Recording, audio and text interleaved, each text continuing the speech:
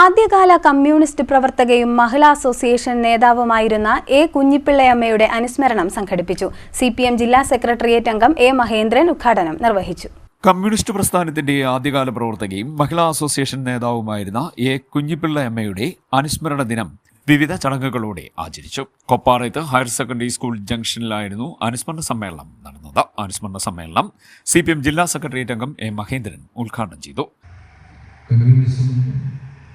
ലോകത്തെ ഏറ്റവും മഹത്തായിട്ടുള്ള ഒരു പ്രത്യയശാസ്ത്രമാണ്. തൊഴിലാളി വർഗത്തിൻ്റെ മോചനത്തിന് വേണ്ടിയാണ് കമ്മ്യൂണിസ്റ്റ് പാർട്ടി രൂപീകരിക്കപ്പെട്ടതും ഈ പ്രത്യയശാസ്ത്രം മുന്നോട്ട് വെക്കുന്നതും അതിൻ്റെ ഭാഗം കൂടിയാണ്. ആ വിലയിരുത്തലിൻ്റെ അടിസ്ഥാനത്തിലാണ് കമ്മ്യൂണിസ്റ്റ് പ്രത്യയശാസ്ത്രത്തിന് രൂപം നൽകിയത്. വിപ്ലവം എന്ന് പറയുമ്പോൾ പരിവർത്തനമാണ്. നിലവിലിരിക്കുന്ന സാമൂഹിക ജീവിതക്രമങ്ങളെ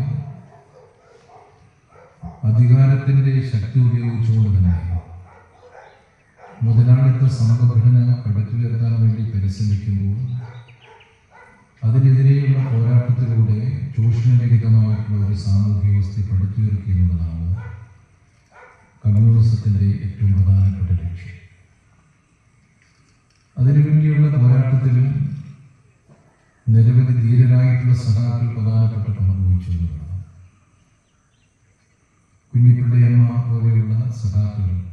CPM ലോക്കൽ കമ്മിറ്റി അംഗം കെ സുരേന്ദ്രബാബു അധ്യക്ഷത വഹിച്ചു. CPM ലോക്കൽ കമ്മിറ്റി അംഗം സി രാജേഷ് കുമാർ സ്വാഗതം പറഞ്ഞു. P Ganakumar, Sheikh P Haris, U Prathibha, B Abinsha, S Sulkumar, C Ajikumar, M Ramachandran, D Ambujakshi, Rashmi Sreeni, Reshma Gireesh തുടങ്ങിയവർ സംസാരിച്ചു. CDNet news Kayamkulam.